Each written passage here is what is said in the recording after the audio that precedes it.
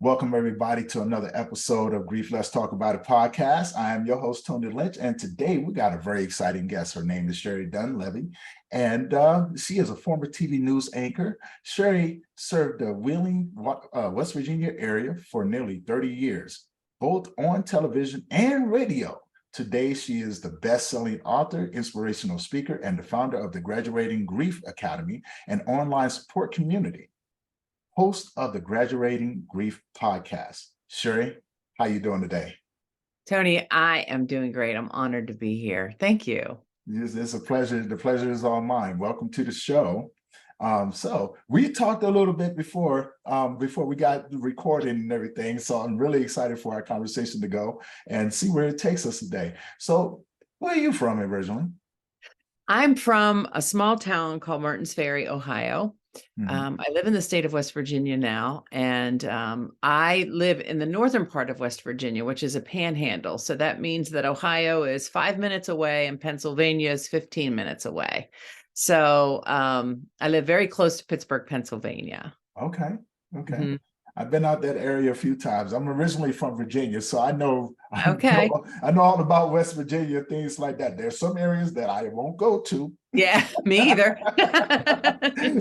But as we was talking before, share about your journey about we talked in depth too. So share your journey with the audience. Okay. Well, back in 1999, life was going great. You know, I had a great career as a television news anchor, met my husband, had my first son, was pregnant with my second son, and we found out there was complications with that pregnancy, that there was going to be something was wrong with the baby. And what that was something called a diaphragmatic hernia. And so I spent most of that pregnancy really trying to come up with a game plan of how we were going to save this child's life. And we decided through consultation with numerous doctors up and down the East Coast that he would be born and then have surgery. So we were trying to decide whether to have surgery in utero or whether he would have the surgery once he was out. And they said he had better chance of survival once he was born. So we knew that there was high risk. And I also knew that as long as he was inside of me, he was safe. But the moment that he was born, you know, all bets were off. And that was the hardest part, the letting go, because when he was with me, I knew he was okay. But you have to be born, right? And so my beautiful baby boy was 7 pounds, 5 ounces. He looked perfect on the outside. I remember the surgeon coming up to me, and there's an isolette with a 1.5 pound baby that looks more like a bird than a baby. You've seen how tiny those premature infants are. And he said, I know this is hard for your mind to conceive, but your baby is so much sicker than this child.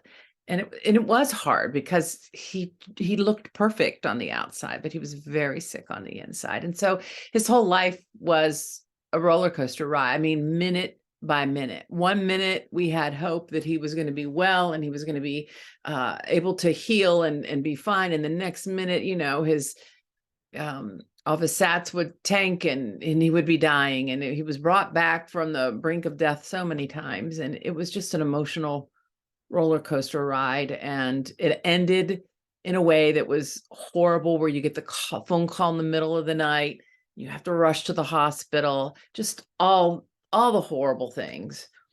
And my baby died, and I never got to bring him home.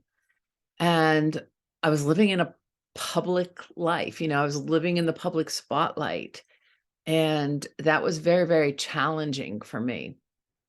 And so I went back to work because, you know, when you're in grief, you're not thinking clearly. And my thought was, well, you can't take this maternity leave. You don't have a child anymore, right? You're just not even thinking. So I went back to work like 2 weeks after my son died.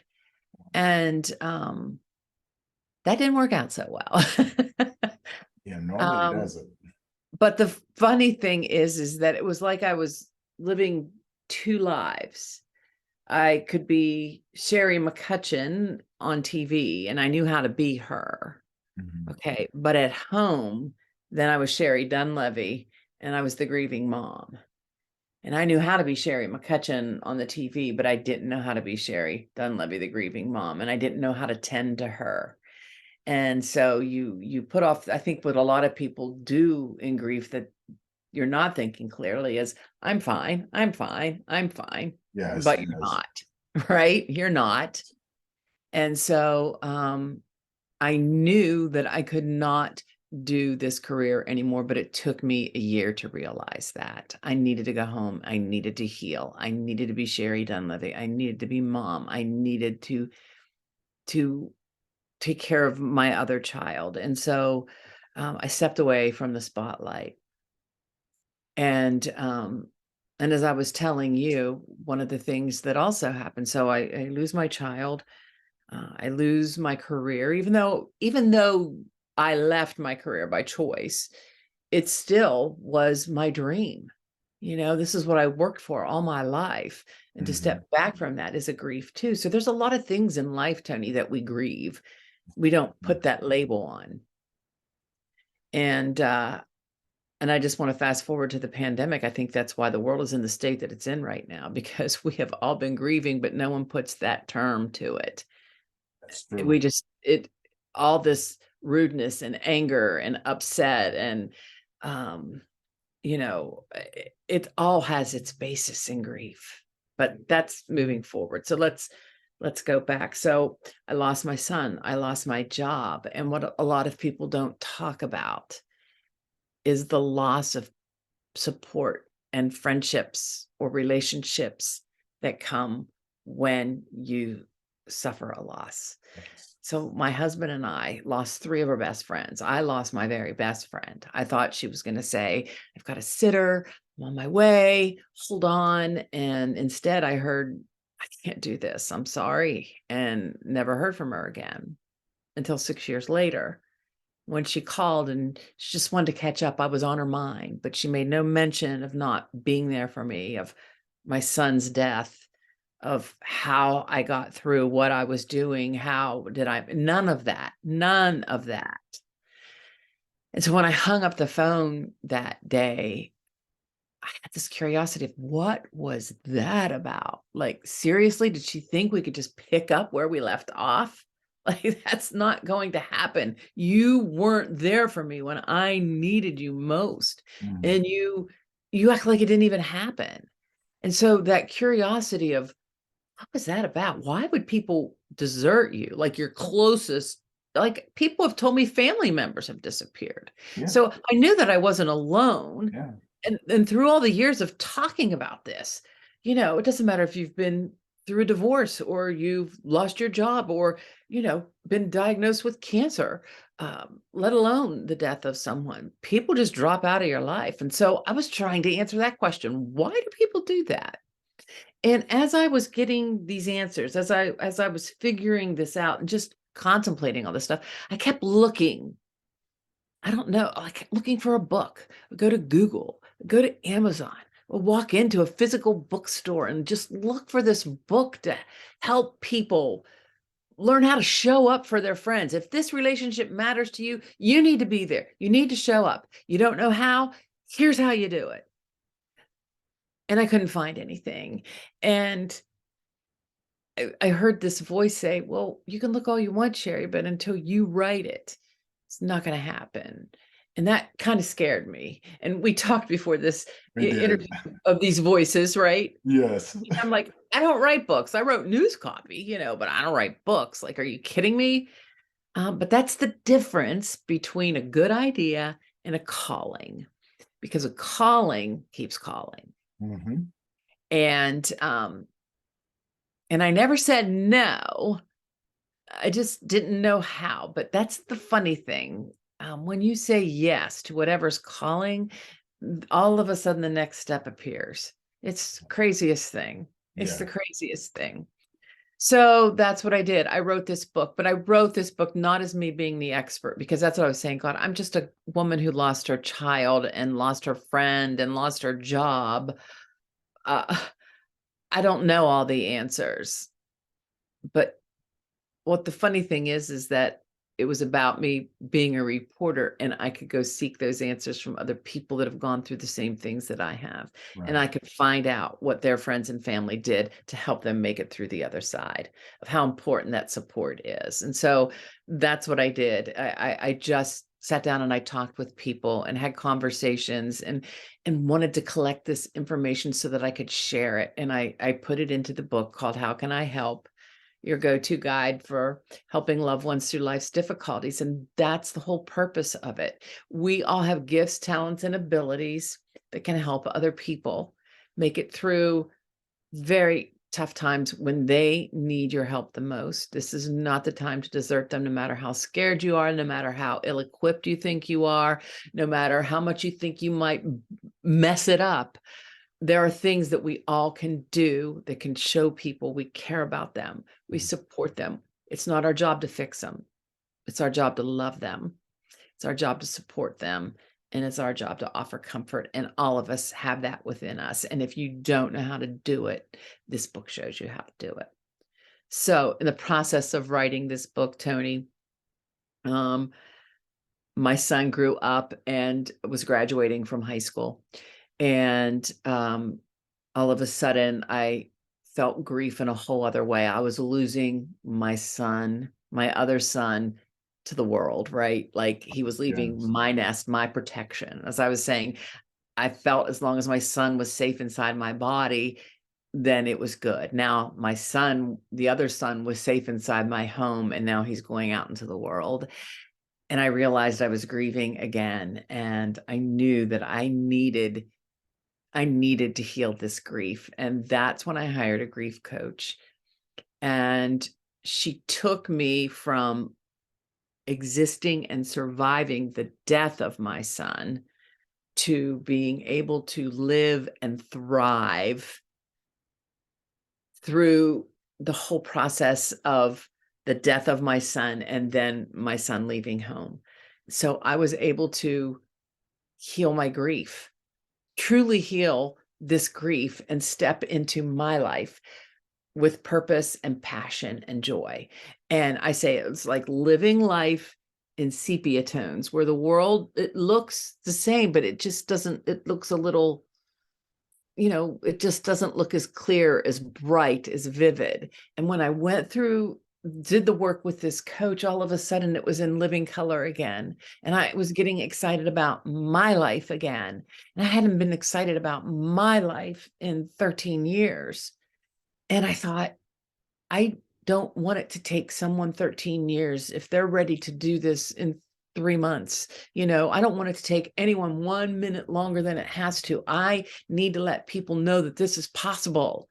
And Right. when they're ready for it, I want to be here to help them guide them through it. So this is why I started the Graduating Grief Academy. This is why I started the Graduating Grief podcast, because I want people to know it's possible. If it happened for me, if it happened for you, it can happen for them too. But you have to choose it. You have to choose it. And you can choose it at any time. You can choose it, early on, or you can choose it 13 years later. I didn't choose it till 13 years later. But oh my gosh, how wonderful that I did get to choose it, that I did know about it. So that's what I want to give people that feel like they've been stuck in grief for years and it'll never lift, that it did for me, Mhm. and it can for you too. So that's my story. See, I like that. I like that you brought up the friends though, Did you ever find out why your friends leave? Because when my friends left after my son passed away, honestly, I wasn't even mad. I wasn't mad that no one called me. I guess I was just so used to being alone and everything, but I was always curious. And then one day I was sitting there and I was deep into my grief. And I just began to ask myself that question, like, everyone knows what just happened. And anytime that they've ever gone through something, I've always been there for them. Why aren't they there for me? It was just out of curiosity. Hmm. And I got to thinking about it. And that voice in my head came back and said, would you really want them to think outside of where they're living. And I said, well, what do you mean by that? It's like, and the voice said, well, you lost your kid, you lost your son, you've lost your parents, you've lost your younger sibling. Say, yeah, yeah. Most of these people have never lost that. So they're afraid that being around you will It's going to remind happen to them, them. right, it may happen, right, something crazy like that, that it may happen to them. I said, well, that's ridiculous. That is ridiculous. And the voice said, really? Think about that for a minute. And I started thinking about it. And I said, you know what? You're absolutely right. And that voice was right. So was it the same thing for you? Um, I don't know. I needed them. I needed my friends, and uh, I did think about it, and I thought, okay, I lost a child. Losing a child, they say in the hierarchy of grief, is like the highest level Yeah. of pain that one can suffer, Yes. right? And so I was thinking about it. If you're having children, now you know someone that's actually lost a child. Mm-hmm. That's your biggest fear as a parent. You know, you have one job, that's to keep your kids safe and raise them to be good people, right? Right. And if I know someone that happened to, and I can't even fathom it. It just like, I think that it's so scary. It hits too close to home. It is like this mirror, and it's so frightening to look in that mirror that you just can't. You run from it, right? Right. If that happened to her, like or it hurt them so much to see you in pain that they couldn't get near to it. I also think it's because, like you said, they might not have ever had that.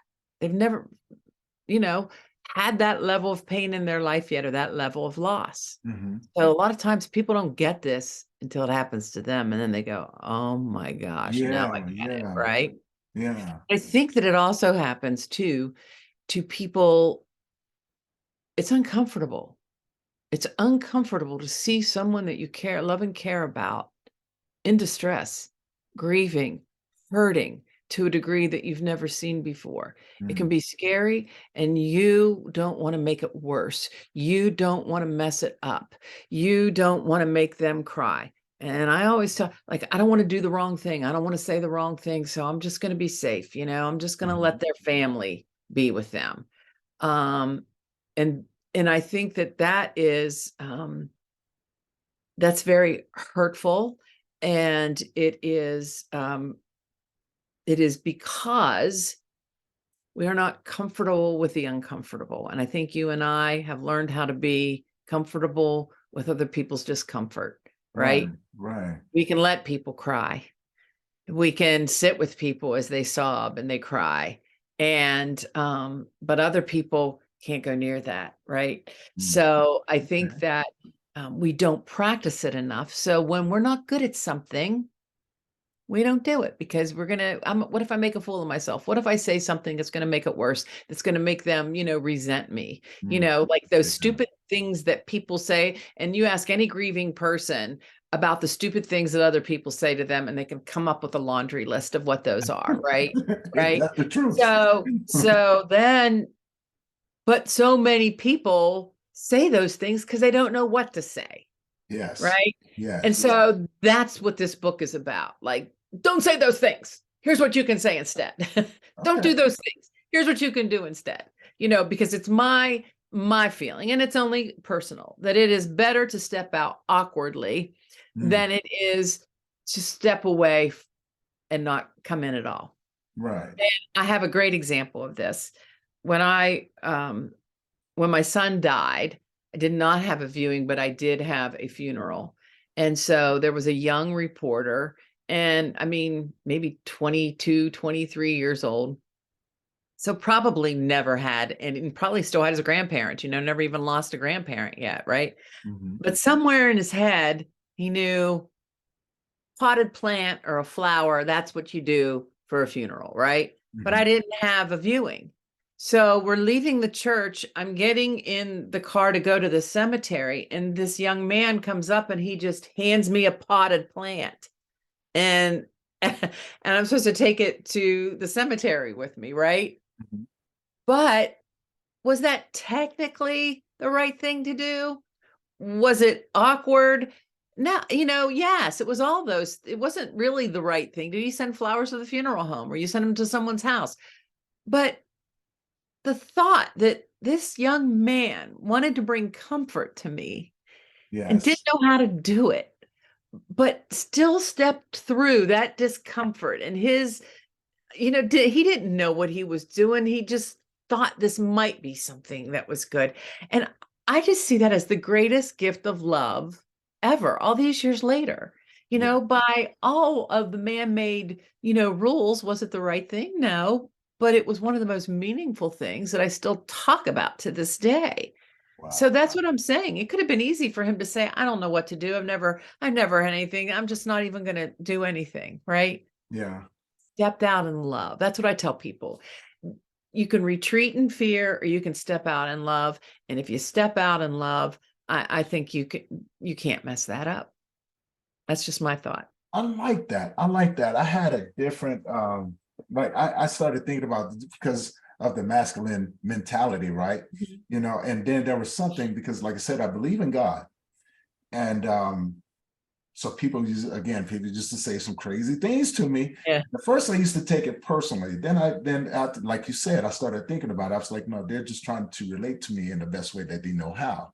So, what I started doing, people go, how how are you still standing? I said, because there's nothing that says that we're exempt from this. And then people would go, oh man, I wouldn't know what I would do if I lost my kid or Yeah. anything like that. And I would look at them, I go, well, hopefully you never have to find out, because I did lose mine. And then they would stop and go, oh my God, I'm so sorry that I said that. But like, no, don't be sorry that you said it. I understand where you're coming from. You're Right. coming from a place of where you're afraid, right? And so Right. then I Fear, had fear-based. people, yeah, it's fear-based, right? And then I had people comparing my loss to different things and like animals and things like that. And I used to take that personally. And I had like 2 weeks after my son passed away, I was at church and a guy walks up to me. He goes, man, I understand how you feel. I lost my cat 3 weeks ago. And I'm looking at him and, my first instinct was to go, how are you going to compare losing your cat to me losing the animal? But I didn't. I stopped and I thought about it. And something said, don't take it personal. It's not personal. He's trying to relate. So I thought about it for a couple of seconds. I turned back around and I gave him a hug. I said, I'm so sorry that you lost your family member. And in a way, I was trying to be sarcastic, but in a way, it Mhm. was it came from a place of Yeah. love Yeah. too, right? Yeah. Right. Because I didn't understand it. I didn't Right. understand it. It wasn't until probably about a couple months later I started thinking about it. I said, well, there are people out there who don't have kids, and their animals are their children, are their family members, and things like that. And I started to compare to when I had my animals, my dogs, and everything. And when one of them would pass away, I would grieve. I was like, man, that's part of me because I raised this pup. Raised him from a pup to where he is now, or he or she. And so I went back and just out of kindness, it was like, man, thank you for sharing that with me. But the hardest thing was, and let me know if I'm wrong or not, there was people who came around that they really didn't care about what I went through, right? It was like, oh yeah, I know you just did this, but I need you to help me with what's going on in my life as well. So I found myself pushing aside all of the things that I went through to help them get through theirs. And then, I would have to go home and have that horrible night, or horrible nights. Was yours Mm. something similar to that? Or was, I mean, because I know your husband was there. Did you, how did your husband handle all of this? As You you know, go through this. we went to a grief support group at the beginning called Share, and it Mm, was for infant death, miscarriage, and stillbirth. And we had a very wise woman who was facilitating that group who, at the get-go, told us to always honor the man's grief as well. Especially when someone loses a child, and especially if it's a miscarriage or an infant, everyone rushes to the mother because right. the mother has been the one carrying that. You know what I mean? She's been but the father grieves too. Mhm. And my husband and I really made an agreement that when one of us was struggling, Mhm. um, we would tell the other. And so my husband and I, still to this day, still to this day, will talk about that. I'm really struggling today. I'm really feeling bad today. This is I don't know. I'm just really down. That's our language. I'm really down today. I'm Mhm. really down today. And so, and as it has been, we've had very few days where we've been down together. So one of us has always been strong enough or stronger than the one that's been really down to help lift the other up. So we made that commitment very early on that this was our grief, but it was different in both of us and how we deal with it. And so, um, I think just knowing that it's different is wonderful. But I wish, and that's why I'm so thrilled with what you're doing, because it everything is geared toward the women, but I think it's because women talk and women are willing to go get the help a lot of Yes, times, yes, yes, right? yes. But now here's the thing. Like, okay, so men we talk, just not around women. Yeah.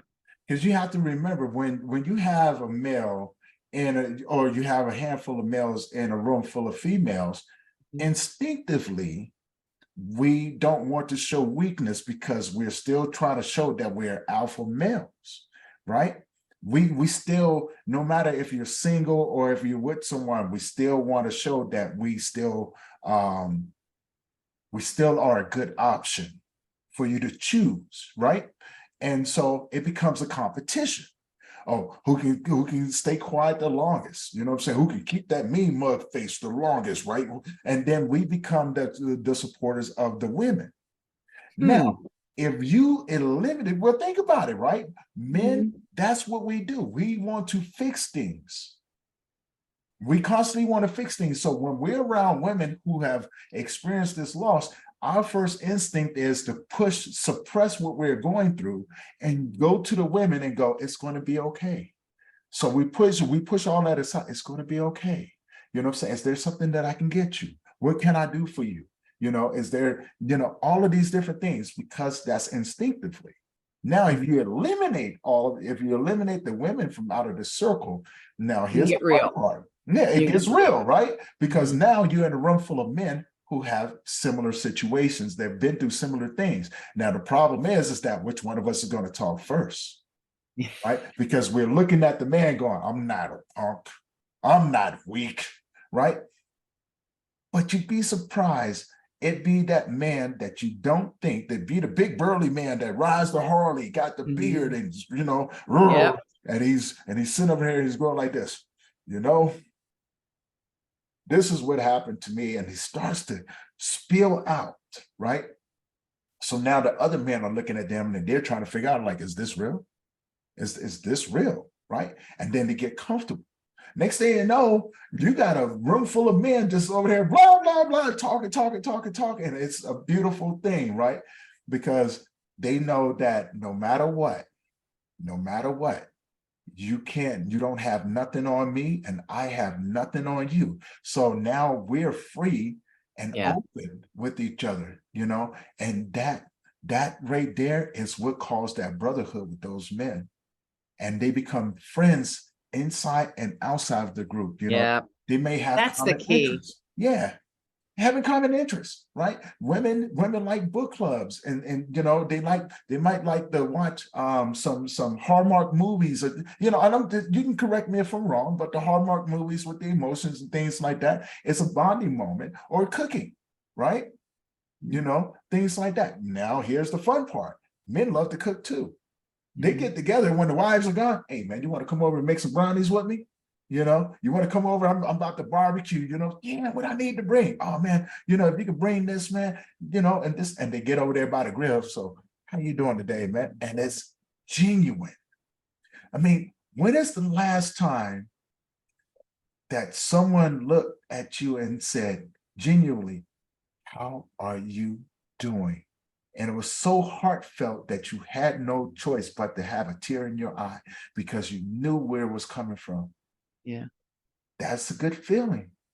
Because you knew that they really care, because most people, when Yeah, they ask how you're doing, they expect a fine. right. Oh, I'm Fine. okay, right? We know what that's like. Oh, I'm okay.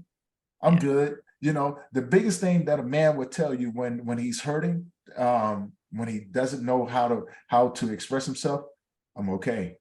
Yeah.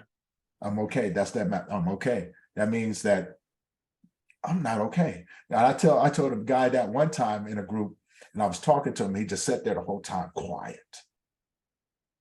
Sat there the whole time, quiet. So after the group, I slid my chair over there to him. I said, "How you doing today, man?" And he looked at me. He looks at me, and you can just tell he's holding it back. He goes, "I'm okay." And I looked at him. I said, "You know what?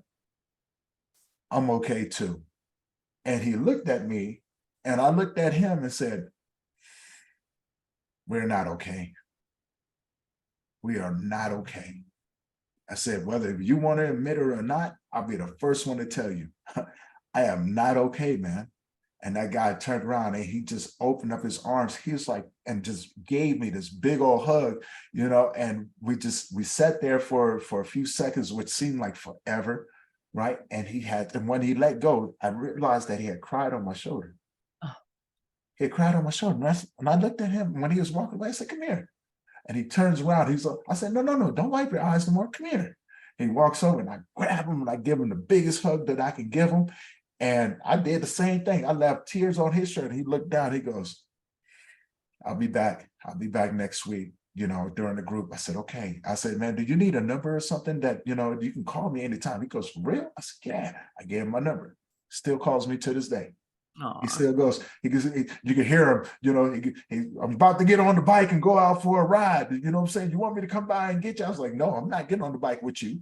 I am not going to do it." He goes, "Well, I got another bike." I said, "I'm not getting on that bike either." He goes, "Oh, Tony, come on, man." But it's the way that we bond, right? It's the best feeling in the world because they realize that on the other side of that pain, there is something else. Just like Mhm. you realize, right? Going through all your losses. And speaking of losses, you lost a pet too. I did, and, that's what I was gonna say. When you've lost a child and someone says that, it's very challenging to hear that, but Mhm, this dog, I think, was my substitute baby. mhm. He was a little tiny dog that, I mean, was connected to me. It was like a Velcro dog. He was in a lot of my podcast episodes, um, just sat on my lap. I mean, he was my heart, and when he died unexpectedly, the grief, I could not believe how painful it was. And I thought, you know, sometimes these are our babies, these are our children. Sometimes, for an autistic child, this might be the only friend they ever had. Very true. Sometimes for an Yes. elderly person, it's the only piece of company they've ever had. We have to we have to be very mindful of how, if someone says they're grieving over a loss, we need to believe that they're grieving over a loss, even though it might not be significant to you. It's not Mhm. about you. It's about them. Yes. That's Yes. what that taught me. Yes. Yes. Yes. Now, here's one thing that people used to always do: food. Did people flood your refrigerator with food as well? Yes. Yeah, yeah. And it was, like it was nice, and because people love with food, you Mhm. know, people Yes. love with Yes. food. Um, and I think that's a great idea. I mean, but think outside the box. Think 2 weeks down the road, This is right? true. Think breakfast. Think, like one lady, she said she had every Wednesday after her husband died, every Wednesday for a year, her work sent food home. She had dinner from someone at her work. Someone always, every Wednesday, it was someone's turn to provide a meal for that woman's family for a Mhm. year after her husband died. She knew every Wednesday she did not have to cook. Now, I have a question because you and I did the same thing. Went back to work 2 weeks Yeah. after, right? That is the most ridiculous thing because That's not enough time at Mm-mm. all. And I know your job, when we was talking before, you were saying your job had put you in a situation that made you make a choice. Talk about that for a minute. Well, I knew how to be an anchor woman because that was ingrained inside of me, but I didn't Mhm. know how to be a grieving mom at home. That was very, very challenging. But I had a 3-year-old at home. And so I went into work every day. I thought I didn't, uh, you're not thinking straight when you're grieving. I literally was thinking, I'm on maternity leave and I don't have a baby anymore. I should probably be going back to work. This is what I'm thinking inside of my head. It doesn't even make sense, right? I look Mhm. back now, it doesn't make sense, but you're not thinking clearly. So I went back to work. And I realized that I couldn't do my job very well anymore because the grief was coming through. I had this great way, news anchors, and I think first responders, and I think even grief workers in some capacity, Yes. um, learn how to compartmentalize and not take home, like the woes of the world I reported every day and brought into your living room, right? But I gave it to you for 30 minutes, but for 8 hours, I was collecting all of it. I was searching it all out. So I was like this tea bag steeping in all this negative news of the world. And then I would decide what I was going to put out to you. So I had this mechanism that, the worst things ever happened in the world, but I could still come home and I could still be a happy person and be a loving mother and be a loving wife. But when my son died, that mechanism broke. Mm.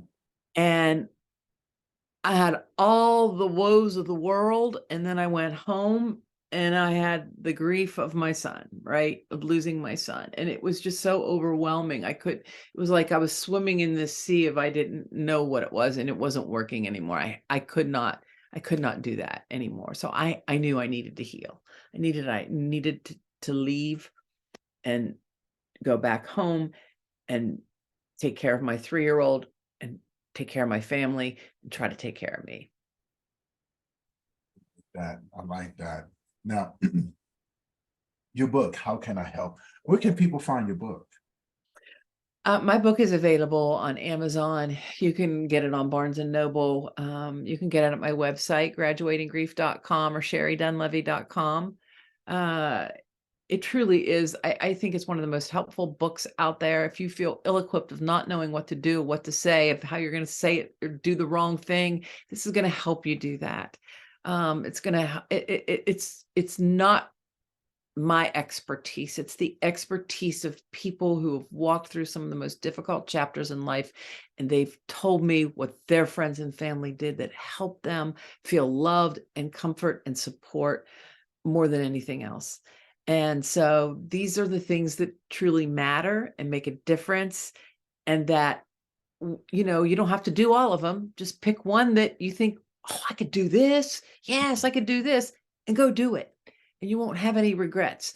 I always say you have a choice. Are you going to step back in fear or step out in love? This is a book that helps you step out in love and solidify those relationships and strengthen those relationships instead of breaking those ties and breaking those relationships. Like that. I like that. I'm definitely going to be getting that book because I want to add it to my collection, but also I want to read it as well. Like I love reading. I definitely love reading. So you guys out there, check out her book. She already told you where it is. I'm gonna put those links down below as well. So you guys can go to the comment section down there. You'll see it down there. Order it. You know what I'm saying? But also you have a Facebook group as well, right? Yes. I have a Facebook group called Graduating Grief, and um, it is a positive grief support group. And what I mean by that is that we can go online, and I've been there. I've gone online to a lot of support groups, and they feed you pain, and everybody just their pain, they're a pile-on of everybody's pain, and you can't see light. You just see total darkness. Um, and what I mean by that is everybody's feeding each other's pain. Nobody's feeding hope and healing. So in this group, the whole purpose of this is to allow your pain. Come to the group with your pain. We all have it. We've all been there.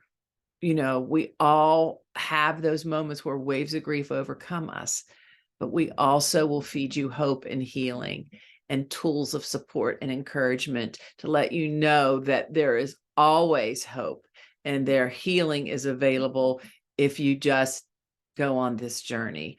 And so what we try to do is say, you know what, instead of someone saying, you know what, I lost my mom. I just find it very hard to get out of bed today. I just don't want to do anything.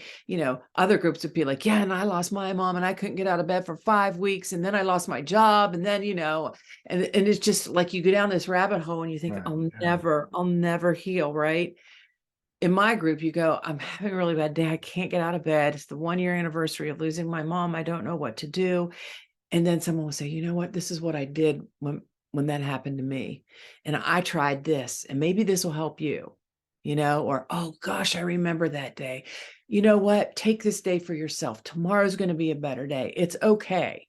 We've Mhm. all been there. There's a big difference in that, Tony. And so that's why I say we allow your pain. You can come to us with your pain, but we're going to feed you doses of hope and healing. I like that. I definitely like that. Now, for the audience out there, if you had any words to leave them with, what would you tell them? I would tell them that you have to feel to heal. So you can't stuff it down. You can't go around. You can't go under it. You can't go over it. Grief is something that you have to journey through. But once you get through, it is you are stronger, you are wiser, you are kinder, you are more compassionate. It will be your greatest teacher. And I know this is some of the things people don't want to hear, but that journey will be your greatest teacher. And then you will also be able to shine that light on hope and healing. And you can go this way, come this way the next time someone that you love is suffering. And that's the whole point. We're here to help each other journey through life and get to the other side. What did Ram Dass say? We're just all here walking each other home. And so that's what I want people to know, that, lock arms, make the decision that you're going to feel this, you're going to go through, but you're going to learn something, carry something, gain something from this loss. I know it might be hard to believe, but it's true if you choose it. Okay? Because if you lay, you're going to decay. Mm. And we have to choose what we're going to do. Are we going to journey or are we going to lay, And the great thing is you can choose and choose again and choose again. And sometimes every day we choose 15 times, but we have to choose it each time. I like that. I definitely like that. Sherry, I want to say thank you for being on the show today. Such a wonderful conversation, amazing woman. And for the audience out there, if you guys love stories like this, you know what to do. Support the channel, hit that subscribe button. Make sure you hit that bell notification to be notified every time we drop a new episode. But also, I wanted to leave you guys with this as well. Sherry said it best, we are here walking each other home, and this is your grief. Grieve the way that you need to, because this is your healing process. And we're here for you. And until next time, we love you. You guys keep your head up, and thank you for always, always allowing us to support you. All right. Peace.